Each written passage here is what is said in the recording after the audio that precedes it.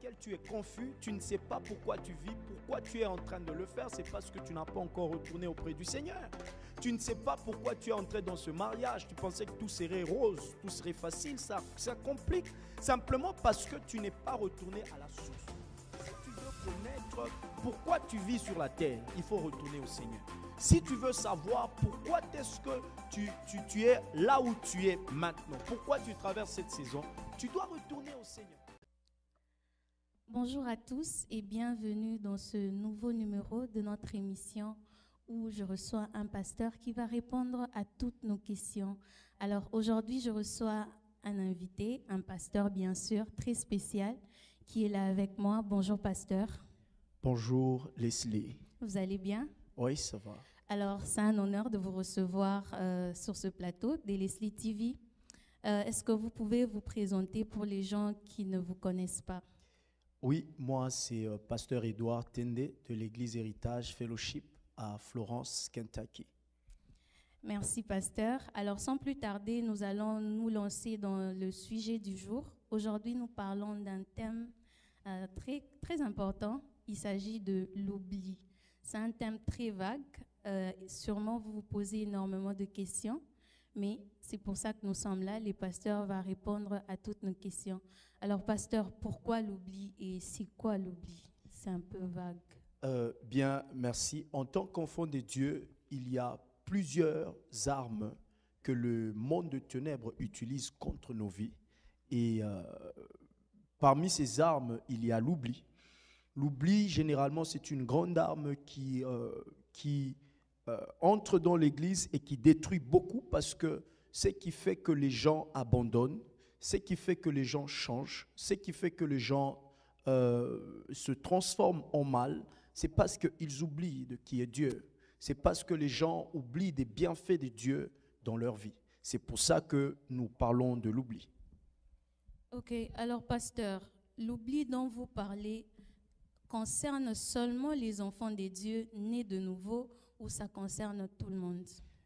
Effectivement, l'oubli ne concerne pas simplement les enfants de Dieu ou le nouveau-né, ceux qui ont accepté Jésus comme Seigneur et Sauveur dans leur vie.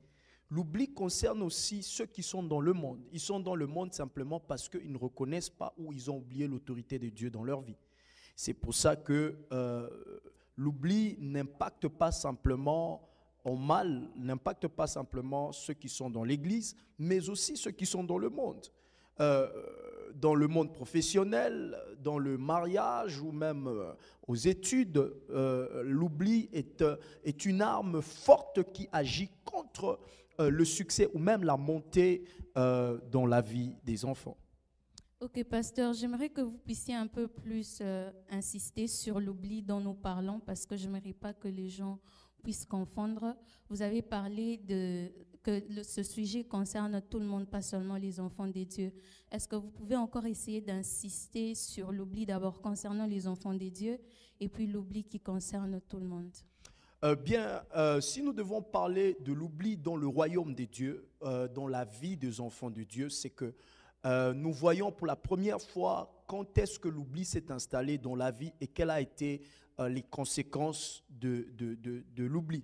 La première fois où nous avons vu l'oubli dans la parole de Dieu, c'est dans le livre de Genèse où nous avons vu Ève oublier ce que Dieu lui a dit. Quand le diable est allé vers lui, Ève, elle a oublié les instructions du Seigneur. Donc, cela en est découlé la chute de l'homme. Parce que Ève et Adam, ils ont oublié les instructions du Seigneur. Et la conséquence a été la chute de l'homme et de l'humanité tout entière. La deuxième fois où nous avons vu l'oubli, toujours dans la parole, c'est dans le processus. Le processus du départ, le processus de transformation. Le peuple d'Israël devait quitter d'un état vers un autre. Il devait quitter de l'état d'esclave vers un état des hommes libres. Et dans leur parcours, puisqu'ils allaient là où, dans la terre où coulait le lait et le miel, la terre où le Seigneur a réservé la gloire, le succès, la prospérité, la grandeur, où ils devaient revêtir de leur identité. Sur leur parcours, ils ont oublié. Et le livre de Lamentation est en train de nous parler là-dessus.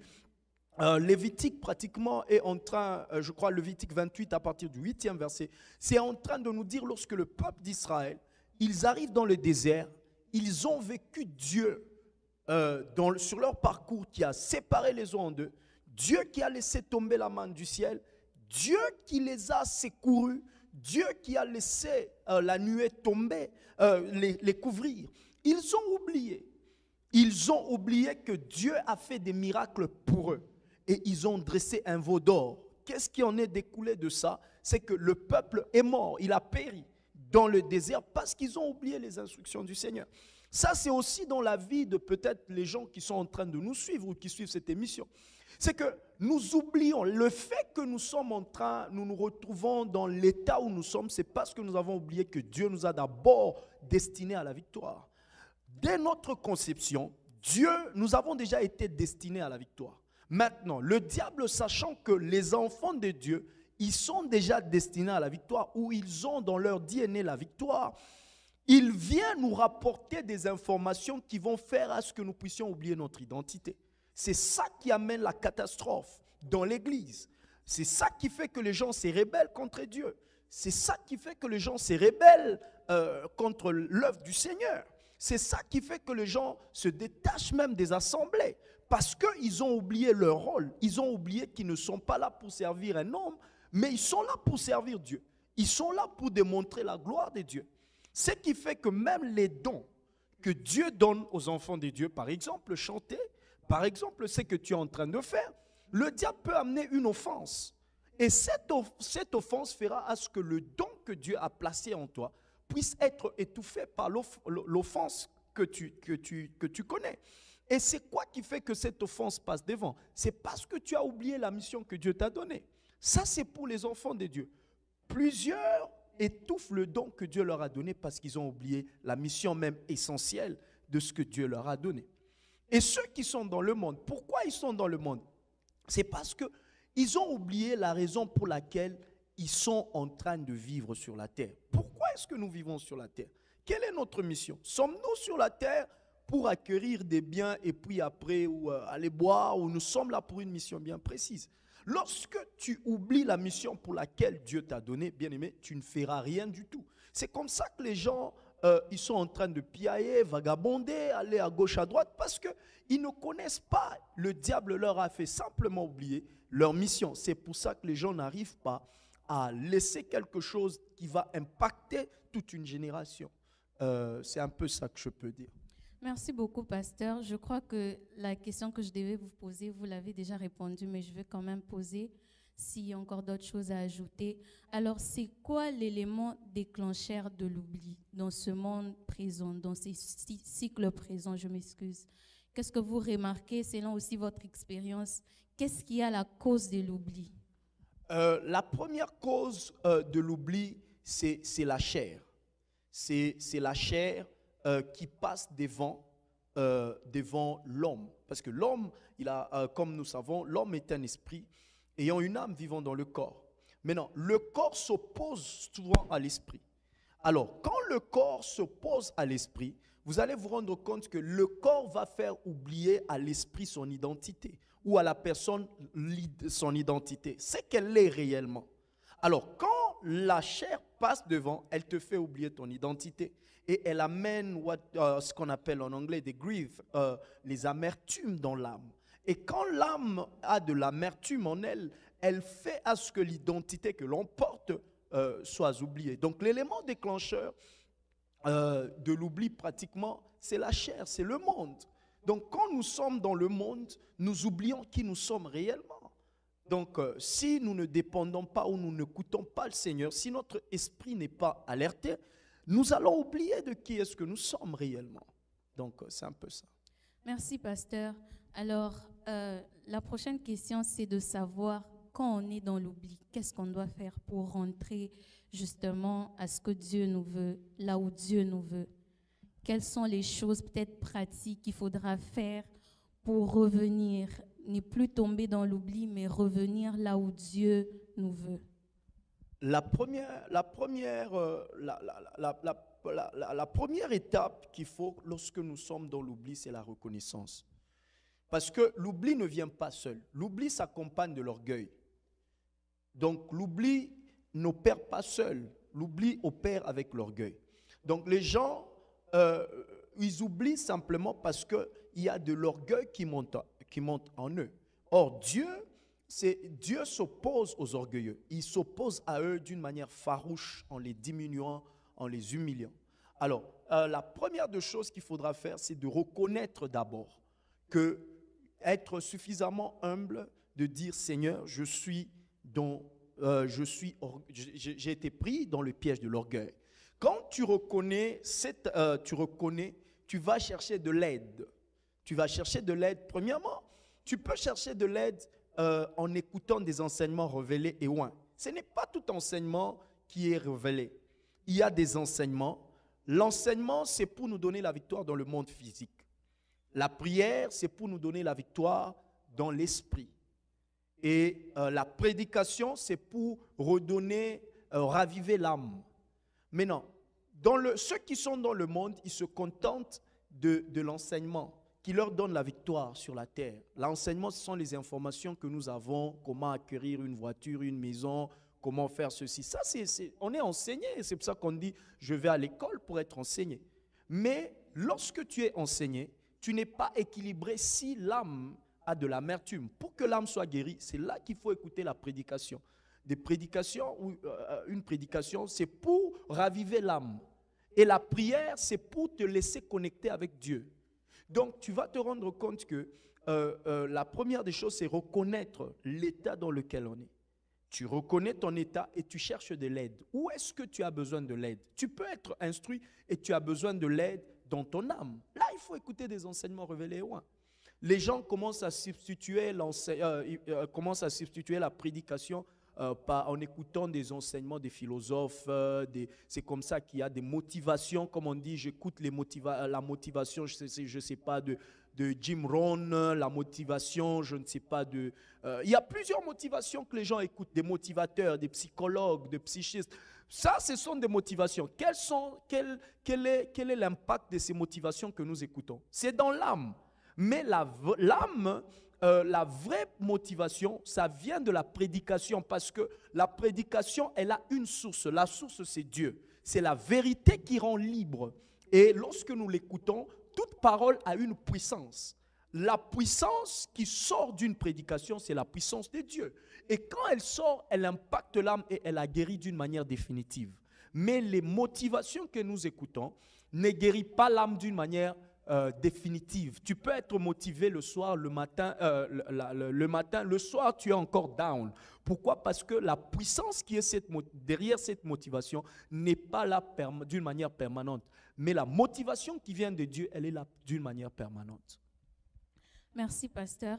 Alors, que diriez-vous à une personne, je prends un exemple pratique ici.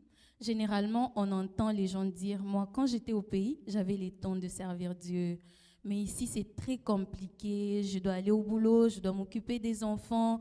Ce n'est pas que j'ai oublié Dieu ou les bienfaits de Dieu, mais simplement parce que je n'ai pas le temps. Alors, que diriez-vous à cette personne? Mais ces genres de personnes sont déjà tombés dans les pièges du monde de ténèbres. Ils sont déjà tombés dans le piège du monde de ténèbres. C'est quand on est occupé qu'on reconnaîtra la place de Dieu dans notre vie. Ce n'est pas, peut-être on était à l'église au pays parce qu'on n'avait rien à faire.